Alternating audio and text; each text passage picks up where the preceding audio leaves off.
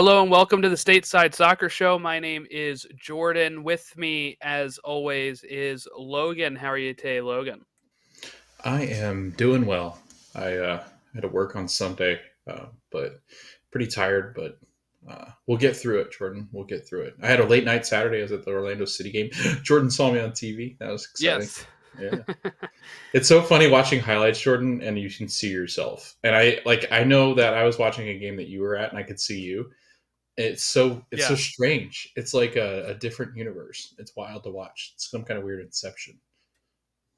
Yeah, it is. That is the most clearest I've ever seen anybody that I know on TV. Like, when I've been to, like, baseball games, I've been able to see myself on TV, but it's just because I know where I am. And it'll be like, if there's a home run there, I'll be like, oh, there's me. And I like circle myself. And it's like the worst picture you could ever imagine. But you, Matt, and your wives were very clearly on the because you guys were front row. Yeah, no, it was great. If you're new to watching this league, I think there are cities and markets that have advantages. I only paid like $70 for Ashley and I to go to sit right there on top of the Total. pitch, pretty much. Yeah, total. Sorry, Wow. Yeah, but it's good. yeah, it's a great deal and a lot of fun. So. I highly recommend going to MLS matches while they're still very affordable, unless you're going to a Messi match, and then it's Yeah. not affordable. Um, we're gonna be doing our overreactions this today, which is what we did last year for the first time. So, um, it's fun because I'm sure there'll be and that's what the episode will be called in your feed and on YouTube and stuff, because I'm sure some of the takes that we say today are going to be a little bit of overreactions from what we saw in week one. And we don't want to lose sight of that, right? We know what we are going to say is based off of 1 to 2 games that we've seen of these teams. RSL and Miami have both played 2. Right? So everybody else has played between 1 to 2 games that we will be judging off of. And we know some of the stuff we say is probably going to be overreactions. And we'll try to clarify that throughout the episode, but I'm going to also clarify it now so that way people know that just take what we're saying with a little bit of grain of salt, right? Because I know that when we get to week 34 or something, somebody's going to be like, Jordan, in the first 10 minutes of week one's episode, you said this team wasn't going to make it and they've made it.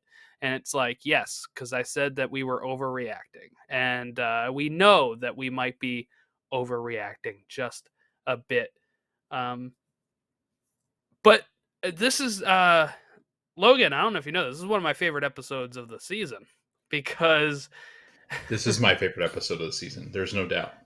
because this one is the play, like the preseason, we're basing stuff off of unknowns. We're basing stuff off of transfers, and it's these question marks, will the players fit? This is the first episode of the season where we are looking at actual data, actual games, and trying to like project that out for the full season. So while the prediction show, we may already make adjustments from those predictions because of things that we actually were able to now see with our eyes. So this is why I like this episode so much. Okay, where do we want to start with? I think we can start going over Portland and Colorado because I think that was an interesting result, and we can dive into that a little bit because I think that was one that probably was most shocking to probably both of us. But Jordan, just to kind of go into Whoa! what I you were will talking, say, I will say, you what? I I wasn't as shocked Uh, because when Matt was asking us about if Portland could win, I said they are at home, so they can win. But you were absolutely refuting the chance for them to win, and then they absolutely smashed Colorado. So yeah, yeah, I Logan's had been a on the Portland hate. Yeah, I had a lot of Portland in my mentions when I posted on our show, uh, and they proved me wrong that first week, Jordan. But it is interesting too, though, because I was talking to Matt when we were at the Orlando City game, and we were talking about the fact that he goes, so like how does Montreal stack up against Orlando? And I was like, that's what's crazy about this league, right? And this relates to what we're talking about with Portland.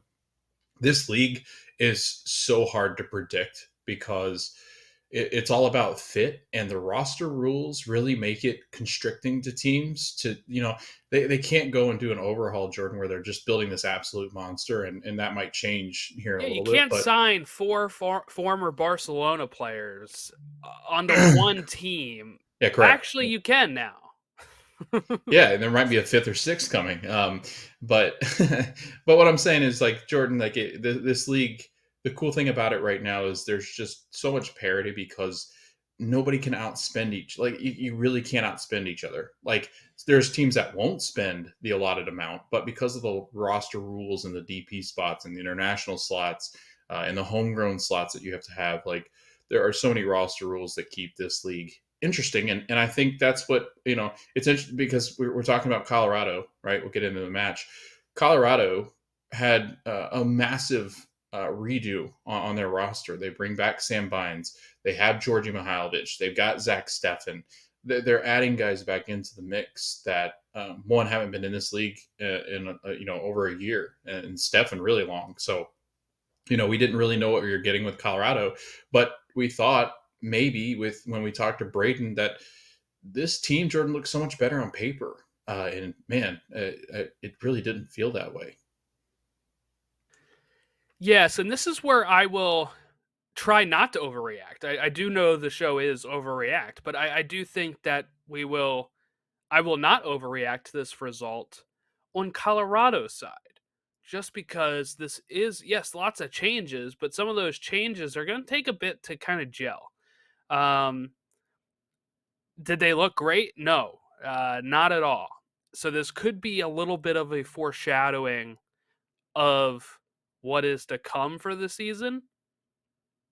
But I also don't think that it is something to like hit the panic button on right now. Yes, it was 4-1. It was 4-0 at half, and they were just being absolutely rocked by Portland. Um, I think this might be where the overreaction comes in. This might be a good thing for Colorado. Get this out of the way week 1 and hopefully know like, oh crap, we're not going to be as good as we thought. Or the players probably won't think that, but maybe the fans will. But the players should be thinking like, all right, we got to make some adjustments like right off the bat here. And that's what Chris Armas should be doing. Now, do I have the faith that Chris Armas will do that? I don't know. I'm not a big Chris Armas guy. So that is where I think I'm having problems with seeing the Rapids be successful this season. Where did I put them? Ninth. I didn't buy into the hype fully the way some people have with this remodeled team, but I do think that they should still have enough talent to get to a playoff spot. Not if they play like this, though. Yeah.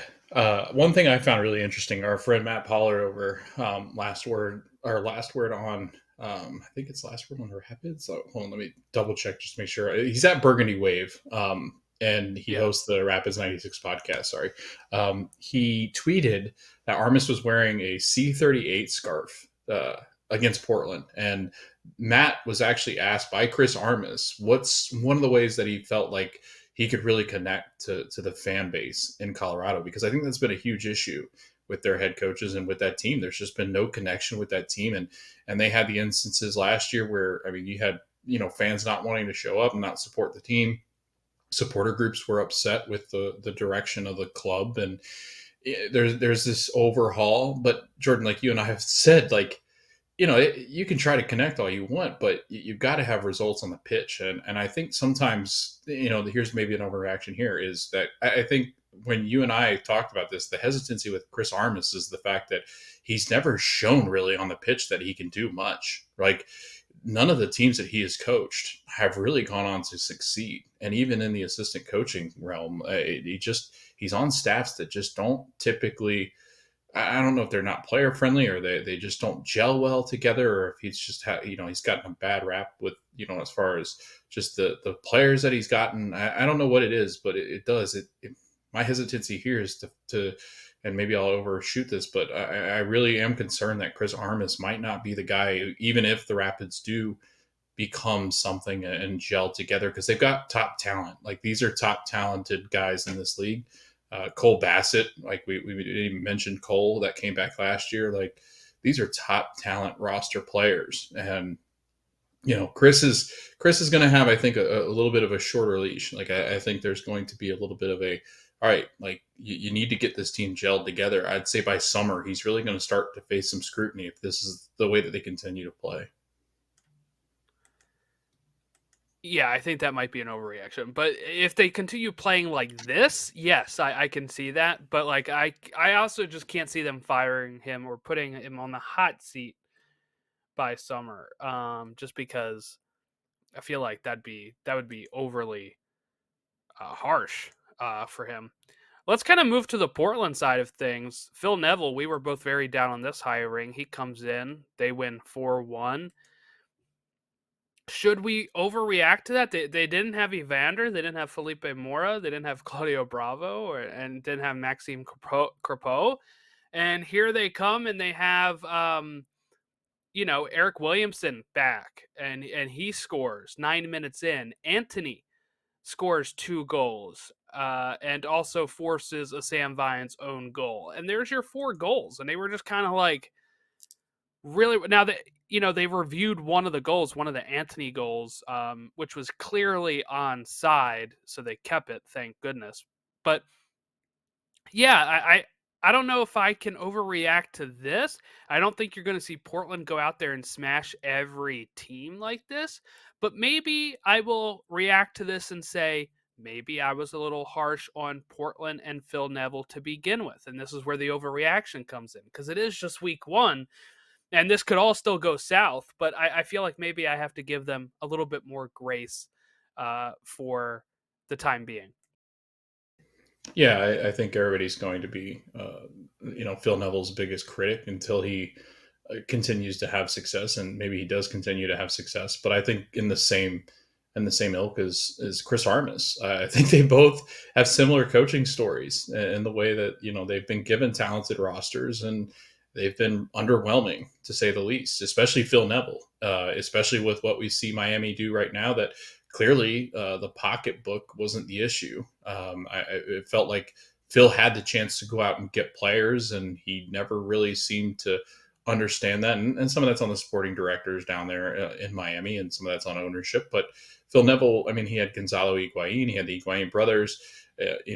He had the tail end of this roster that had Gregory on it. Like he had talented players, but he's never been able to put it together. And now he comes to Portland, Jordan, and it's a little bit of a different environment, man. The Portland fans have been ingrained into successful soccer here in the United States, so I think their expectations are going to be extremely high. And this was one hell of a performance for Portland, and give credit to Eric Williamson, who Jordan, he's one of the best central midfielders in this league when he is healthy. He's just not been healthy the last couple of years, and that's really just kind of hampered his career, because we were, I know you and I had been talking about the fact that like he's a prospect for the midfield for the United States as depth. Like that's where we really saw him, was a depth piece in behind some of those really talented midfielders, and he scores. Anthony looked great.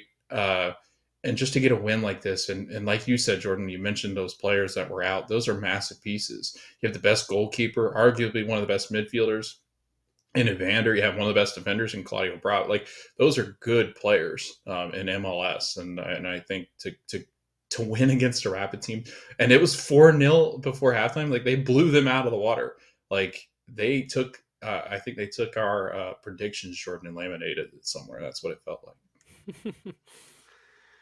All right, I guess let's go to Columbus. They're the ones that really kicked us off here on the weekend anyway.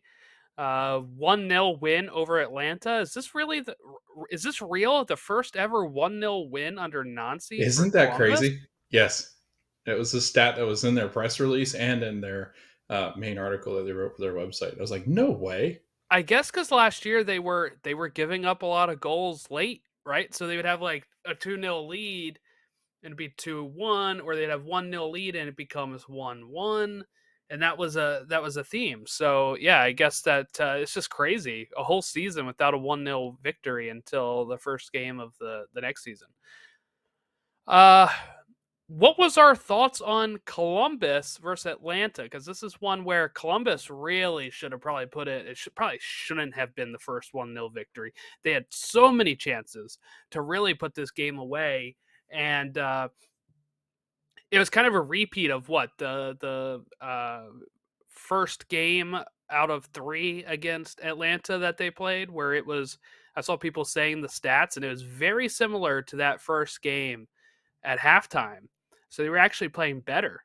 I believe they had like 2 less shots at halftime than they had the whole game of leg 1. It was like 14 shots to 0 or 14 shots to 1 um, on in the playoffs, and this time it was like 12 shots at halftime from the Crew, and they were just really looking really great. And I think if we were overreacting, it's like, how do they not win this league again, right?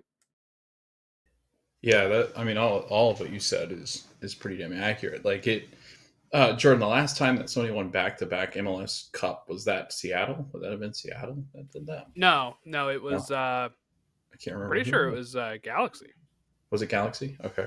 Um, Like to 12 13 or 13-14, I think. Yeah, I think it was something around there. I can't remember who it was, but um, to repeat in this league, man, it's almost impossible because there's so much energy that the Columbus Crew are going to put into Champions Cup. What do they call that? CONCACAF Champions Cup now. Well, I keep wanting to call it Champions League. I wish it was stuck, but yeah, to defend your title, Jordan, it's so hard to do. I think you get so amped up and excited. You want to come out and perform well after you've received your ring and the recognition. And, the rings look great.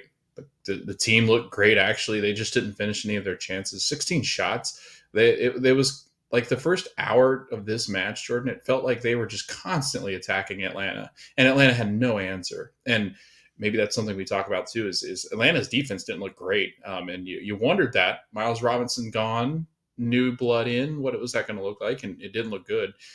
Now, for granted that you were playing a Columbus Crew team that I think has easily the best attacking 3 in the league. So there's not much room for error there. But I mean, when you're going up against a guy like Cucho, you almost expect to give up a goal. And I mean, honestly, it had its they had their trademark build up play in the 27th minute. Jordan, he scored 16 goals since September 2nd. That's nearly half of the team's total over that span, from now and back then to September That's 2nd, which wild. is the latter part of the season last year. But oh, this team, I don't know who really beats this team in the East, Jordan, if they stay healthy. Like I don't like I wouldn't want them in a playoff series. I don't care what seed they No. sit in.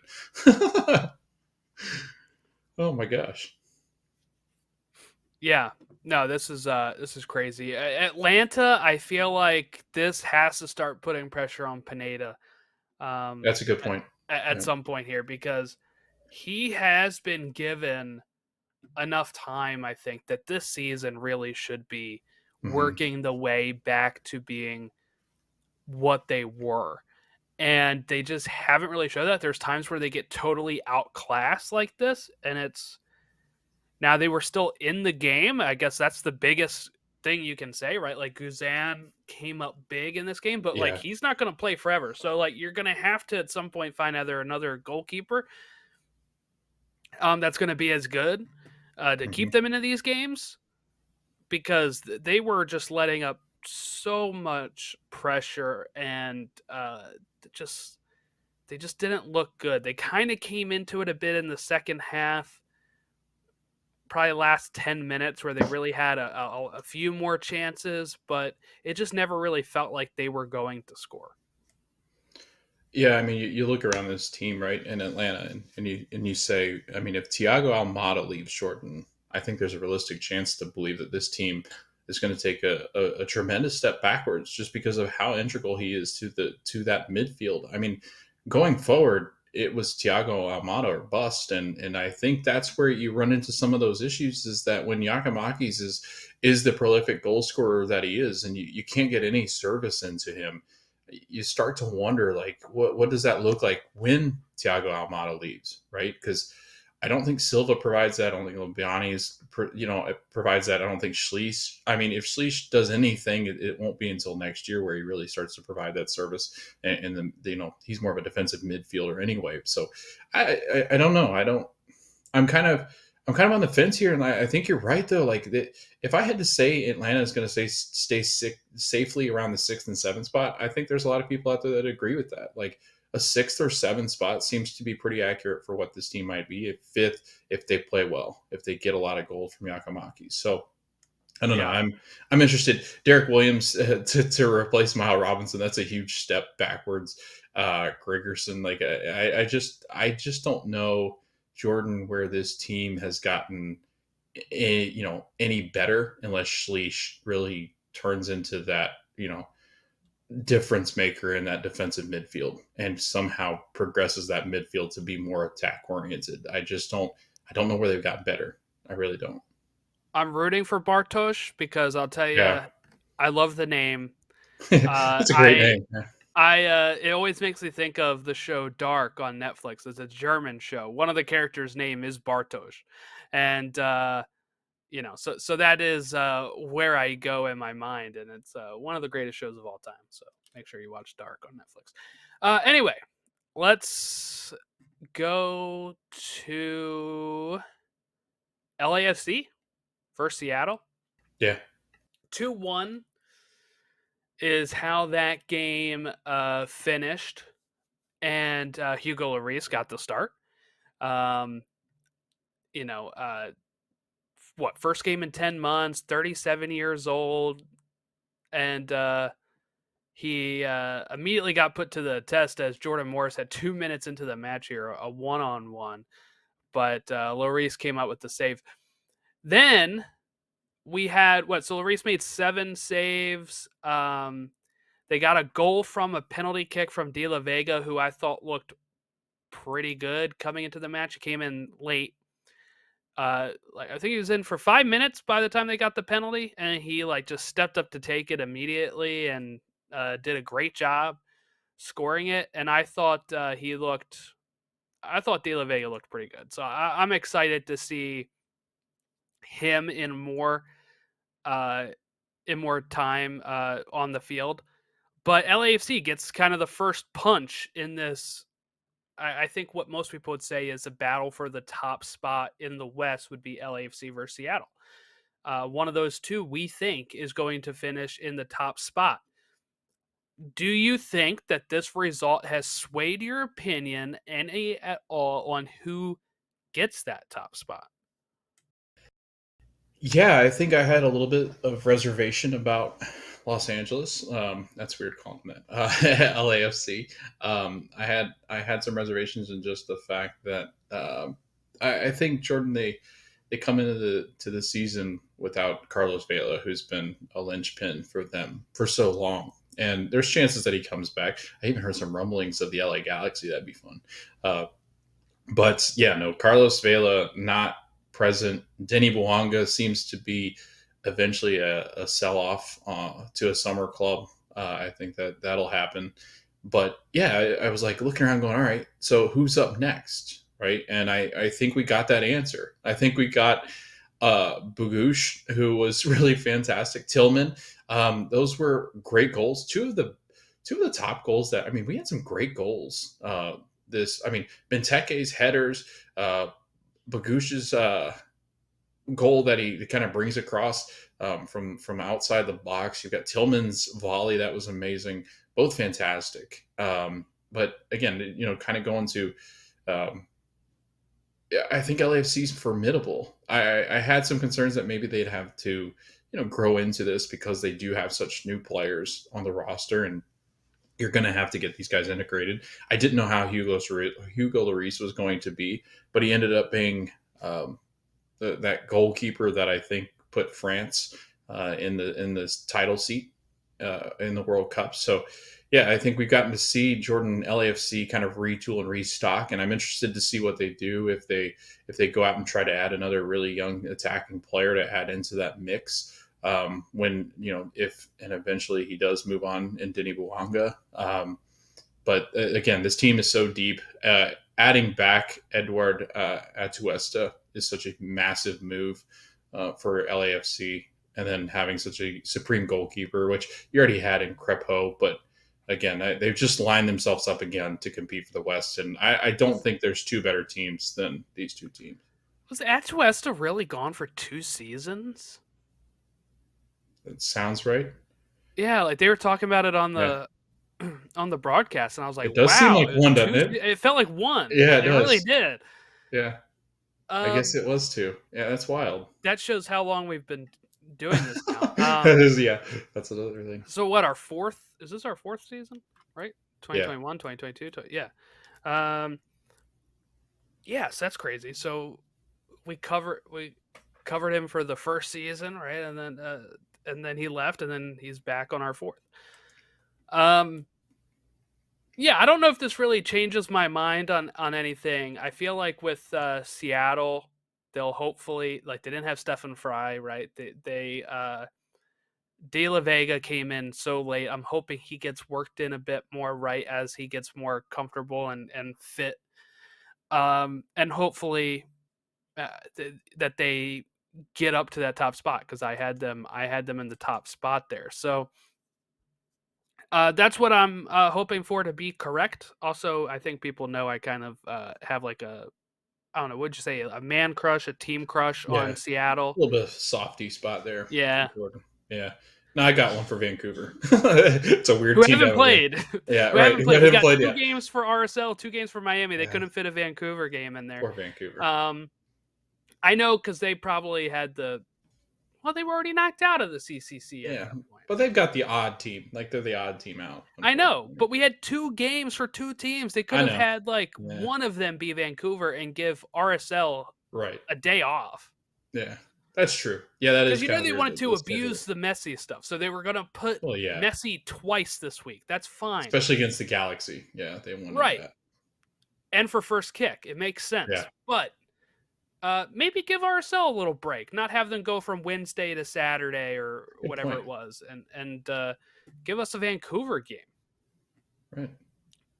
But I don't know. I think it is LAFC did pretty well without having Carlos Vela, and it's in their hands. If they Mhm. you can't like count them out. I really think that they can get back to the top spot again and just dominate the West again. I think they can. I think they can do that without Carlos Vela, and it's be interesting to see how they kind of manage it throughout the year. But yeah, so this game didn't really change my opinion on Seattle probably finishing top, but this is a big opening week for them to be facing off against each other. This is almost like a 6 point swing in that regard. Um, okay, let's talk Benteke. So we get a vote for player of the match day through us being North American soccer reporters, and we both shared our ballot. We both had Benteke as the one and Anthony in second. Those two were very popular picks when you kind of see all Mhm. those ballots getting retweeted. But I think Benteke deserved to be at the top because of his hat trick. It was, I think, only like the 7th hat trick on opening day or something. They had a stat up there, and they showed like every single one for the opening week. And DC was not somebody that we thought were going to be good. You know what though? They kind of did this last year too, because I remember being at the game when Columbus and Philly were playing and looking at the score. And I think Benteke had scored then too, 1 to 2 goals. And DC had either won or drew. I forget what they did, but I remember being impressed by them and thinking, oh, okay, DC might actually have something here. We can't really ignore that the red card probably paid a big deal in this, right? Because it was kind of early red card enough that, okay, you're playing up a man for most of the game then. Yep. And you're gonna get chances like that. But I like Christian Benteke a lot, so I'm very happy he's over. He's still only 33, young man. That is a young man. All right, In his prime, as some would say. yeah, and he is gets a hat trick immediately at the top of the Golden Boot race. Um, they have a new coach. They're really revamping the whole team, and then you get a nice goal from Heel, right? That leveled it at 1-1. But then you have Benteke scoring two more goals to really seal it. Our player of the week. Uh, what was your thoughts on DC United? And I guess if we were overreacting, how good can this team be? Are they for real? I mean, Jordan, it takes what we know this probably one to two attacking players that are dominant in this league to be really successful and challenge for home field advantage when we get near playoff time. And Mateus Click, when you have that in the midfield, I think that works well, extremely well. You add Jared Stroud from St. Louis, who I thought looked pretty decent, nothing special, but Jared's going to be that guy that puts great service into Christian Benteke. And Christian Benteke is an absolute fox in the box. Loves to get his nose to the ball, loves to get his head to the ball, foot to the ball. It doesn't matter what body part. The dude's just going to score. And 3 goals, Jordan. Like if he scores, let's just say he scores, a goal per the next 2-3 matches, right? He's already got 5 to 6 goals. That's massive when you're talking about Golden Boot. And if you look at the Golden Boot winners in the past, Jordan, you're looking at very successful teams in this league. And I think they've got a Golden Boot caliber player in Christian Benteke. He's stayed healthy. He's going to stay on the pitch. He's a pretty tough striker. He's strong and physical. At 33, like you said, he's actually pretty young still. I mean, as far as like some of the older strikers would be that were brought over in this league, or like in Miami, that he's got 3 or 4 years on some of those guys where he's still got some left in the tank. And I do think that their defense is going to be shored up some. I think Troy knows what he's doing, and I think they really do. I think they've got a good thing going. I think we underestimate just the fact that like we don't know what this roster is going to look like and how these pieces are going to fit together. They add Aaron Herrera, who's a great defender in this league. Maybe not great, but good defender in this league. Yeah, I was really impressed with this team, Jordan. And to do this against a Revs team that probably is going to sit in the playoff hunt as well, like, and pretty much dismantled them. Like, the Revs did Yeah. not look good. So I had to look it up because I was impressed by them last year. And what Yeah. it was a last minute winner, 90 plus 8 minutes. But they had also had a late equalizer. Benteke, 90th minute, Yes, it was a scored. But comebacker. Yeah. it was against TFC, who at the time everyone thought was going to be good because of the Bernadeschi. Bernadeschi did score in that game to tie it up, and then they took the lead through Mark Anthony Kay, and then Benteke equalized, and then you had Coup Di Pietro getting the winner in the 90 plus 8 minute. So at that point, it felt like, oh, that is a very good result. This Toronto team should be decent. This, I think, is the red card might balance it out a bit, but I'm thinking this is a bigger result because it's 3-1, because it is against a team that we thought was going to be pretty good in the Revs, but that were actually good last year. Like they were a decent team last year. And they have Caleb Porter as a coach now, and we're looking for uh, the Revs to do something. But again, maybe then it's not as impressive because of the red card. So it's kind of like this balancing match. But so I think I may have overreacted to this last year, right? I would have to go back and listen to week one on how DC was, but very, very pumped for DC fans and just how Benteke looked. I'm so happy he's in this league and, scoring goals. If you're the Revs, Jordan, are you concerned about Giacomo or Ferroni? Like, Yeah, I'm concerned that he was an idiot and got a red card, right? Like, I just feel like that is like you can't do that. You can't yeah. just, especially so early, and you're somebody that is like a DP. You gotta be better than that. And unfortunately, for the Revs. It wasn't. It just totally changed the whole game, just drastically. Jordan, he's now got more red cards on the road than he does goals. There you go. Yeah, that's what you can't have, right? A DP striker in almost 2 years. He's played. Let's see how many matches has he played. 30-some matches now. 37 matches. Jordan. So He's got really, a 7 season goals. worth +3. Yeah, well, But still, still, he's a DP striker and he's got yeah, more red cards on the road than he does goals. That's funny. yeah, not great. Okay, I guess let's talk Red Bulls, who we were impressed by, as impressed as you can be in a 0-0 game against Nashville, I guess. But I was going to say that's pretty funny. Yeah, it really is. Like, you're not wrong. It's 100% the most impressed I've ever been with a 0-0 draw.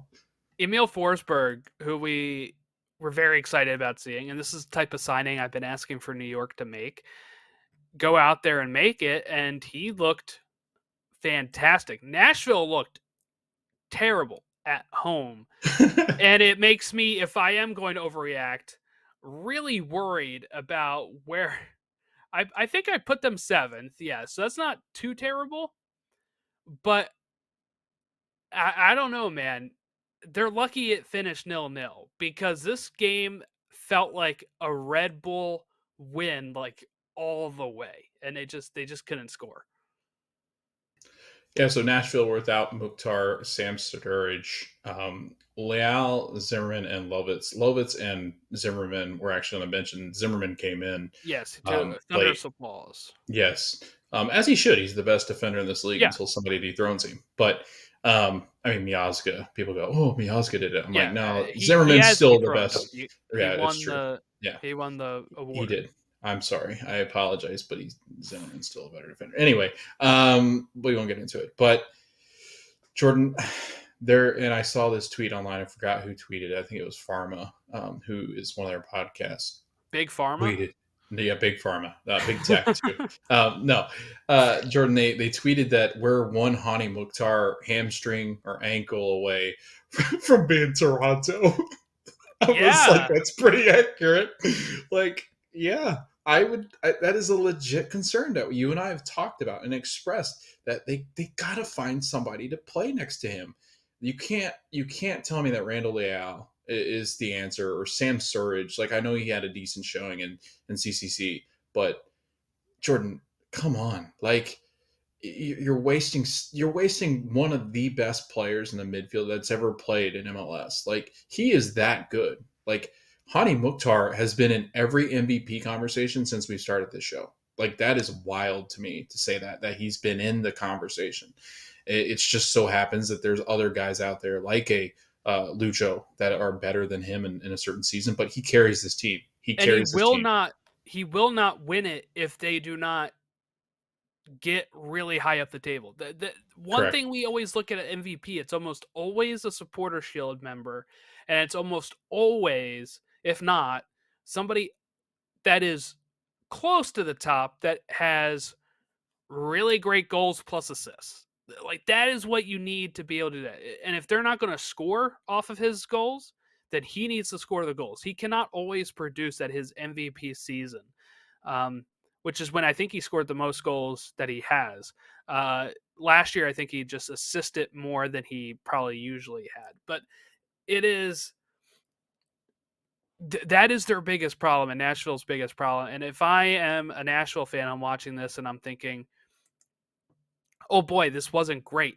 Now, you can also look at it the other side, right? And the other side of that is none of the teams that were in CCC won a game. You had 1 loss and 5 draws. And that is the reality. So they might still kick on later in the season, Nashville. But it's just like when we start out, right? These CCC teams, it is always a rough start. No wins from any team in there.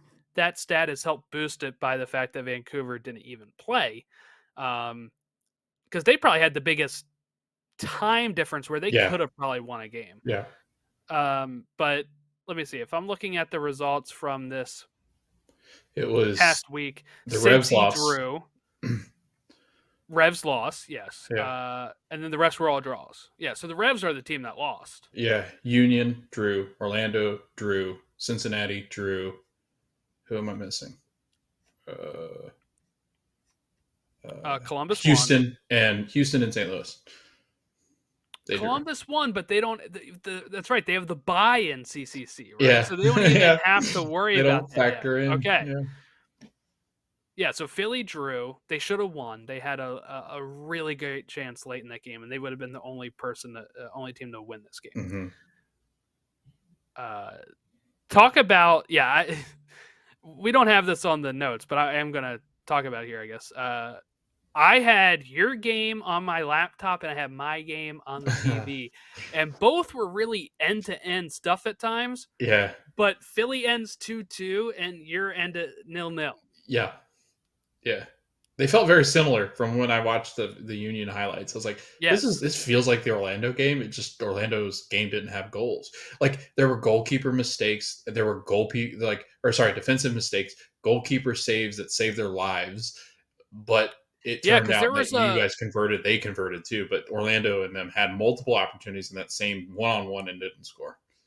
when it was 2-2, there was a moment where Chicago had a breakaway Yep. and it gets saved. And that happened at almost the same time that the Montreal had the Galese. breakaway. Yeah. And I was like, because I think I watched that one first, and then I looked Yes. up, and like a couple minutes later, it Yeah. happens on my Ours was screen, earlier. Yeah. and I'm like, oh my god, like this is crazy. Yep. But you have fun though. Was a fun time sitting front row. Like I feel like you're probably so absorbed in the action. It was so unbelievable. You don't, and I've covered it as media, but I got to interview Gaston Gonzalez last year, and Gaston's smaller than I am, and I'm 6 foot. So when there's people that are massive compared to me, like they're really big, and obviously they're big guys, but Robin Janssen is massive in person. Just an incredible specimen of a person.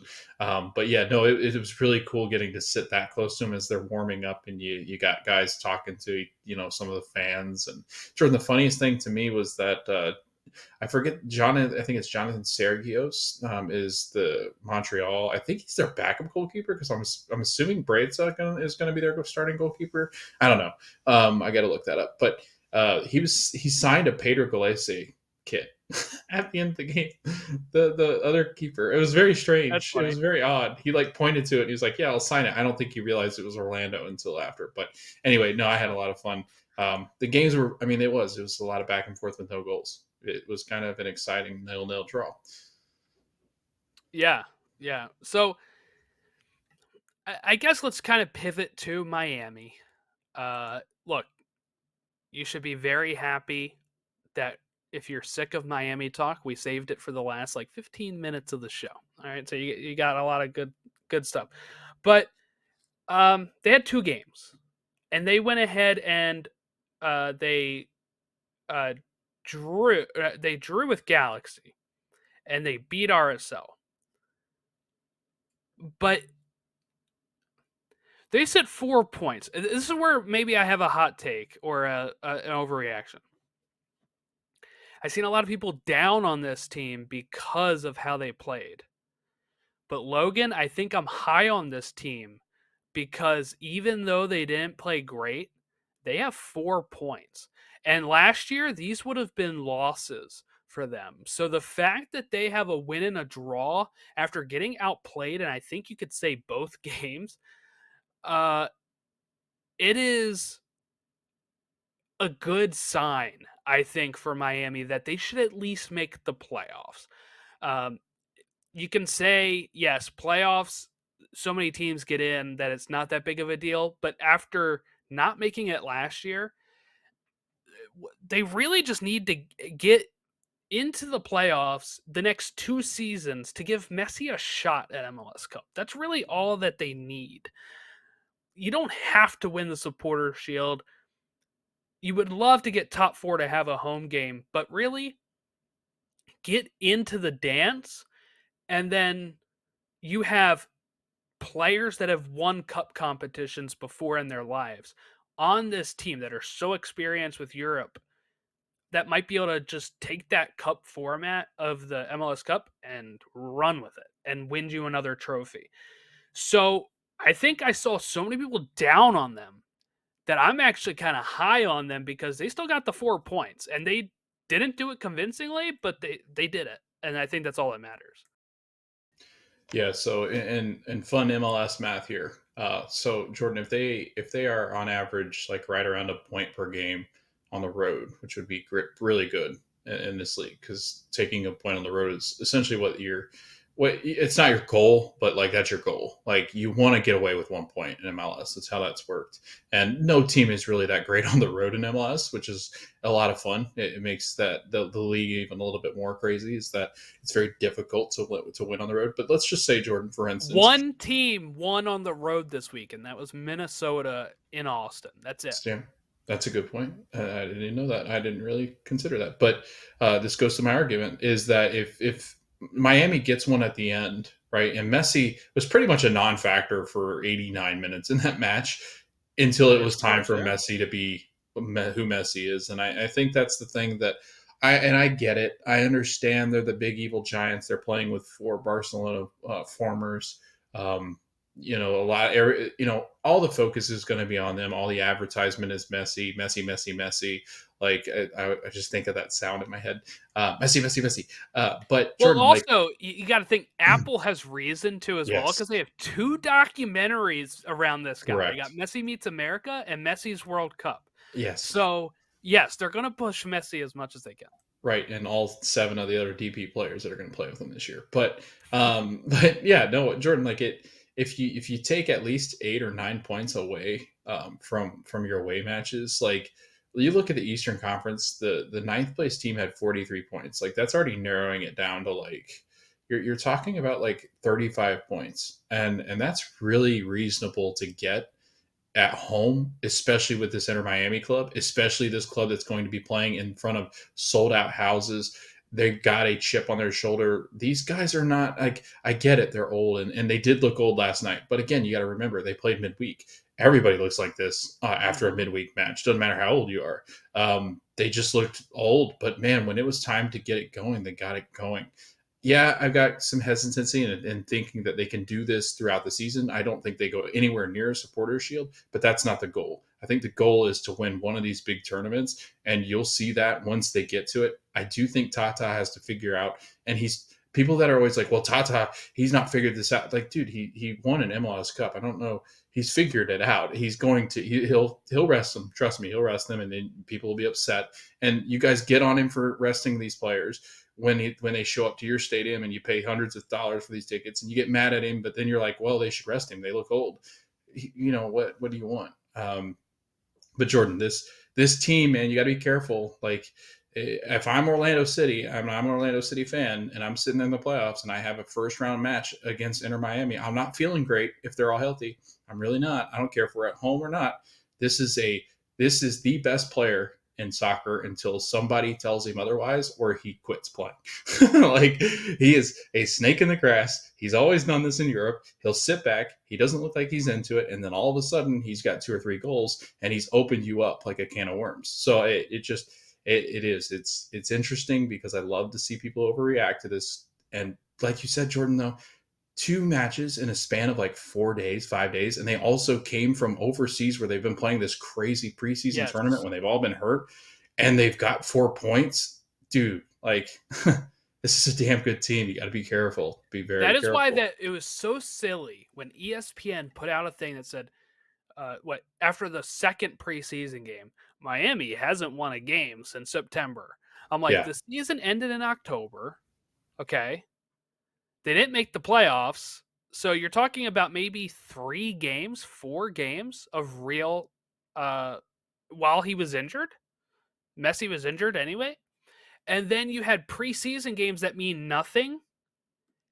And then what? First game of the season they win, right? And then this game they draw when they had no business drawing this game. It felt like they should have drew Wednesday because RSL Yep. was pelting them constantly.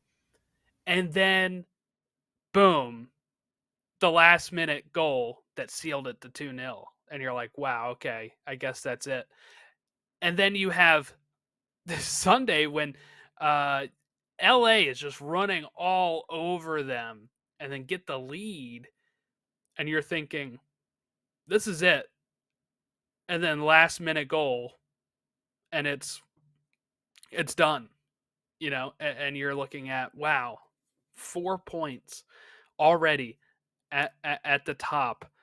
Um, they get a little bit of a head start because they've played the 2 games, but really interesting now seeing how they're going to have to balance CCC, because once Nashville beats Mocha in leg 2 as well, it's going to be Nashville and Miami against each other. So it's not even going to be like they have to go up against another informed side.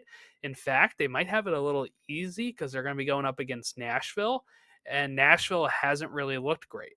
So then you're thinking maybe I kind of like that we're getting that too. That's a rematch of Leagues Cup Yeah, final, and we're I getting love it. that rematch Yeah, in the CCC. I'm really liking that. yeah.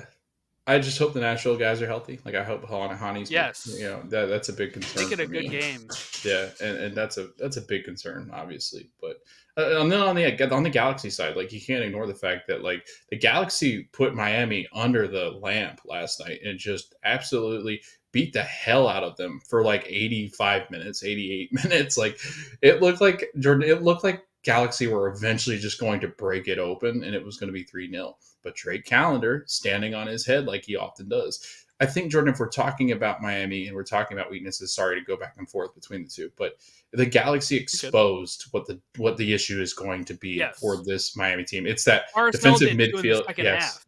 Yeah, yes, that RSL second half was so strong, yep, and then LA does pretty much the same thing, and you're like, this is how to beat them. But yeah, the thing is, you're going to have to put in more than one goal. You're going to have to yeah, put in 2 to 3 goals to still beat this team, because they'll just pop up out of nowhere and be like, we got you. yeah. Yep. No, great points. But like it is, like you said, it's that second half where you've got to be physical. You've got to run them down. You've got to be really physical with Busquets, and you're going to outpace Busquets. So you've got to put somebody like a Joseph Paintsil, who Jordan, I think the Galaxy might have found their guy. Like he looked Yes. so good last night with Ricky Pooch. Like those two, Jordan, like that those two could elevate if they play like that. Like forget our predictions. We are so sorry, LA. We are so sorry because if these two play like that and the defense holds as well as they did last night, this team could be a surprise. And it's been a long time since LA have had two really exciting players, and I think they've got to add in Diego Fagundes, who's got tremendous ability and experience. I think LA is going to surprise some people if they continue to play like this. Yeah, no, Paint still looked really, really great. It LA, that's why I've been a little higher on them than you, but Yes. Yep. it's still it's still going to be the question of they have this every year where they look really great at times and then they Yeah. kind of like really fall apart. So just seeing on how they do. Minnesota, so they found a new manager, but before we get to him, they were, like I said, they were the only team to have won on the road this week. Um, Pretty huge, but yeah, 2-1. Robin Lod scored the first goal, and then you had a late goal that then also I was about to text Jack like, oh, Minnesota won, and then it's like Yeah. 2-1, and you're like, oh, now they actually have to hold on a little bit here. Uh, so that was a little, I think, nervy, a bit more than it probably should have been. It felt pretty comfortable at 2-1, 2-0, and then it's like boom, 2-1, and you're like holding your breath. Um, and then we had, yeah. So let's talk about their new manager. Who are they hiring? Yeah, so they're hiring Eric Ramsey, and Eric is currently he's arriving from assistant position over at the Premier League side of a small club, Manchester United. So Huh. Are you Jordan, sure not United? I never heard yeah, of them. I've never heard of them either. Must be some kind of small League One or National League team, but it says Premier League. I don't know why they called that side. But no, all jokes aside, Jordan, Eric Ramsey comes over after an extensive search, Jordan, that included dozens of impressive domestic and international candidates. We are confident Doesn't. dozens, that Eric Ramsey is the best coach to lead our squad. Jordan, the reason why that there were so many international candidates is because their chief soccer officer, El Ahmad, was spending most of his time with Burnley. Yeah. Like, that's why. That's why they were all international. So, what do you think, Yeah. Jordan? I mean, we don't really know much about this guy. Yeah, I He's don't not. know too much about him, but look, he's going to be coming in. I don't know when. Did they say when he's It going to says start? that it says that he joins them immediately. Okay. Yeah. He So comes in with 3 points. That's great. yeah, what a He'll start, take man! that every day, man. What a start! Absolutely bollocks, Jordan. But I think it is interesting that he's under the Eric Ten Hag, because Eric Ten Hag is, I think, also under the Klopp. Isn't that right? The big umbrella. It was Klopp that came from Hag's system. Am I getting that right? I can't Mm, remember what the well, exact. no, I don't think they're related because Ten Hag's coming from Ajax, right? Is I where thought he that came from. Kloppy. I thought Klopp Matt would know. Damn it, call him. Um, no, I thought I can Hag, just Google it. right? Or No, was it because in Klopp comes from Germany? Mainz.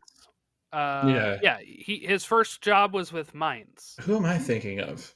There was somebody that took over United. Who was before that? It wasn't Ten Hag. I forget who it Oh, was. I don't know now because they've had a million since Alex Ferguson at this point. So I could have swore that he was in that big tree, but maybe not. I don't think so. Anyway, 32 years old, Jordan. Hell, you're older than the coach that now currently coaches Minnesota United. How do you Well, feel about that? when's his birthday? When's his birthday? Hold on, let me check. Because I'm 32 still. Eric Ramsey, Man United coach, birthday, because it's probably going to still enter there. He was born, Jordan, in February on February 14th, so he's older or he's younger than you, He just turned 32. Damn. because you're 32.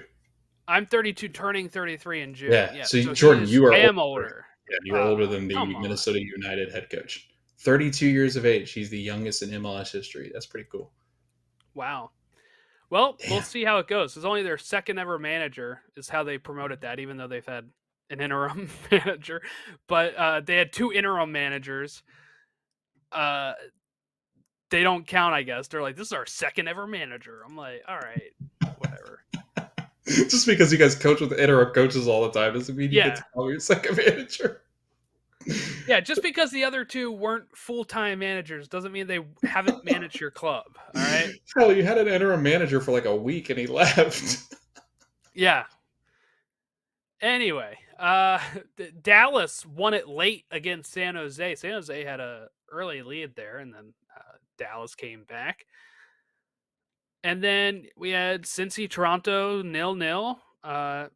Toronto really played well. I thought so. We're going to see They looked how great. they Yeah. do throughout the Eric season Herdman under or John John Herman. Herdman. I want Yeah, Eric not Eric. Herdman. Eric's on the brain for you, I guess. Right. I love Eric.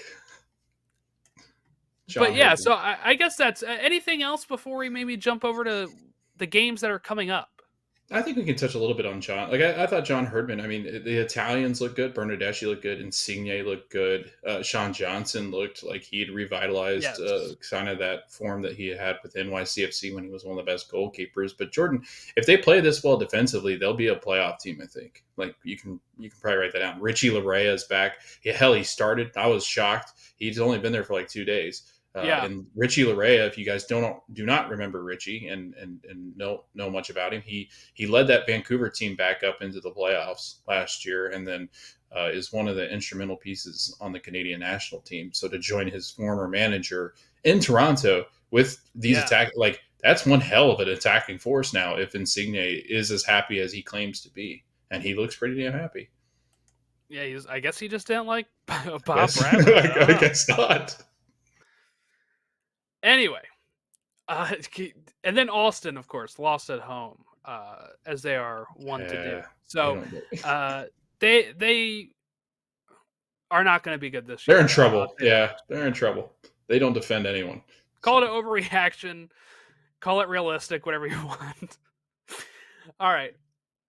Let's take a look at what is coming up this week. So tomorrow, Tuesday, the day you're probably listening to this, Orlando is at home against Cavalry in the CONCACAF Champions Cup. Orlando has a lead on that. Philadelphia is going to be hosting Saprissa. That is at 8:15. The Orlando game is at 6 o'clock. Philly has a lead with Saprissa. What did it finish? 3-2? It was going to be Mm-hmm. it was a really rough start for Philly, but then they climbed out of that hole in the second half. Houston and St. Louis are going to play their next match, which what did that finish? 1-1? Yeah, Houston St. Louis finished 1-1. Yeah. Yep. That's at 10:30 on Tuesday. Wednesday, we have Cincy versus Cavalier FC in Leg 2 and Nashville and Mocha. Sorry, Leg St. 2. Louis. St. Louis won. Sorry, no. Oh, that's 2-1. right. What they have? 2-1. 2-1. 2-1. That's right. Yeah. That's right. Sorry. We're That's wrong. right. Too many games. I'm not St. Louis, so I don't care. New England, and then New England on Thursday night at 8:15. That's another downside I think that New England had to deal with too, and why we Yeah. can't be too down on them. They played Thursday, I believe, as well. On the CCC, and then had to play Saturday. Right. And then they're playing again Thursday and Saturday. Yeah, and I think they're playing Sunday this week, this upcoming week. But yeah. On one of the worst pitches I've ever seen. CAI's pitch is awful. So that's going to be Thursday night at 8:15. Then on Saturday we have Minnesota and Columbus at 2 p.m.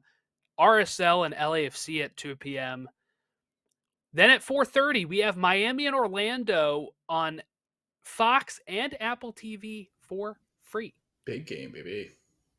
Vancouver and Charlotte, that is also going to be free at 7:30. Chicago, Cincinnati at 8:30. The next few are at 8:30. Okay, I'm not going to say 8:30 every single time. Dallas and Montreal, that's free. Houston and New York Red Bulls, that is not free. Pay up for that. That's actually going to probably be a really good game. You have SKC and Philly at 8:30. St. Louis, NYCFC.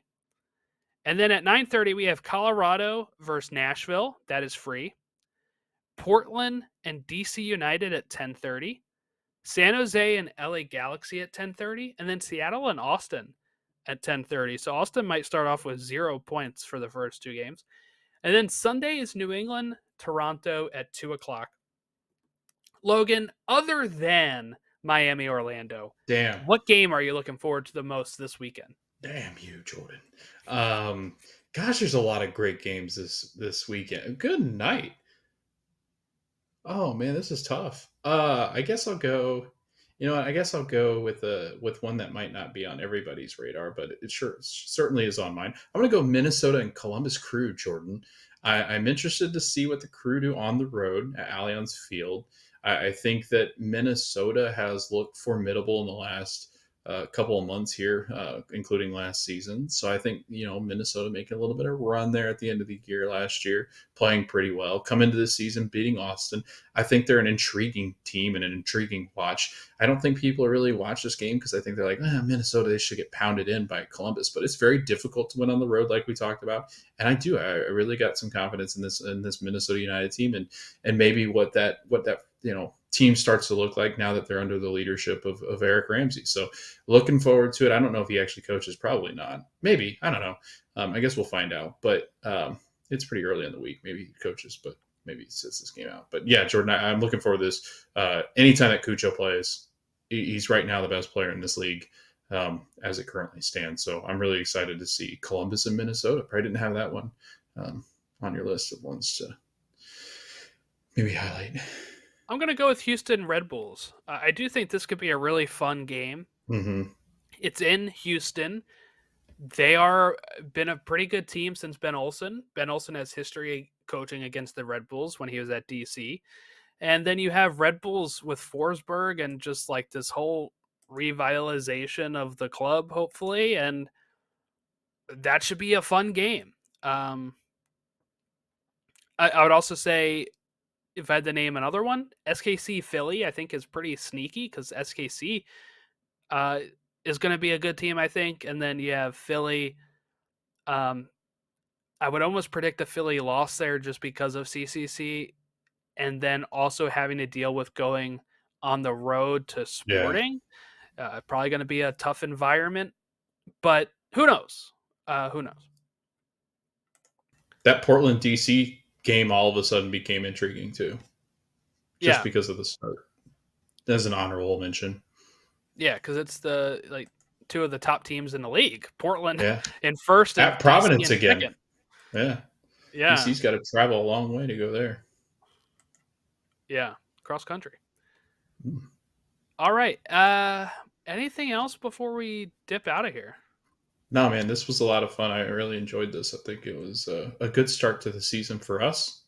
Knocking off some rust. But Not to toot our own horn. It's a pretty good all start right, to the pretty season pretty for the good little podcast. episode there. Yeah, if you did like this episode, make sure to rate us on Spotify and Apple or anywhere you get your podcast. Make sure to head over to And YouTube channel. yeah, if you're on the YouTube, make sure you like the video and then also subscribe to us. We're approaching 150 subscribers, so we're working our way up there.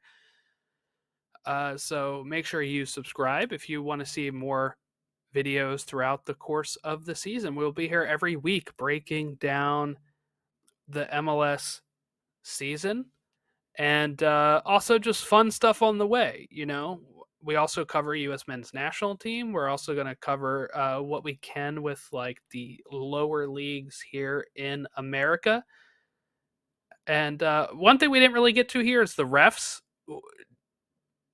I thought they were all right. I know people had a stat that showed there was more reviews than usual, but anytime they were done the review, I actually felt like we got the right Yeah, result. So I don't really care. If you go to the monitor more, I don't actually care.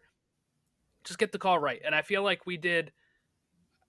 I would probably rate them at like a 6 out of 10 this week. And I don't think that's terrible for replacement refs.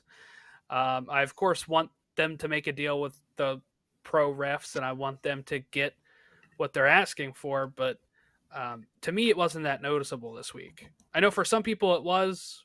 For me, I felt like it was still a good ref week. yeah. Not to prolong the episode too long, but our friend Fabian Rinkel, who we're going to have on in a couple weeks for the podcast, who covers the league, 90 Men, Forbes, SB, like he's all over the place. So definitely give him a follow. But he actually talked to Don Garber. That'll be when the commissioner I don't like, and Gon Darber. Don Garber actually talked to Fabian about the refs. They're going to sit down this week to talk more negotiations. It sounds like they really want to get a The deal done, 28th. right? And we're It's all a for, Wednesday. yeah, Yeah. and we're all for the refs getting more money and getting paid what they should be paid.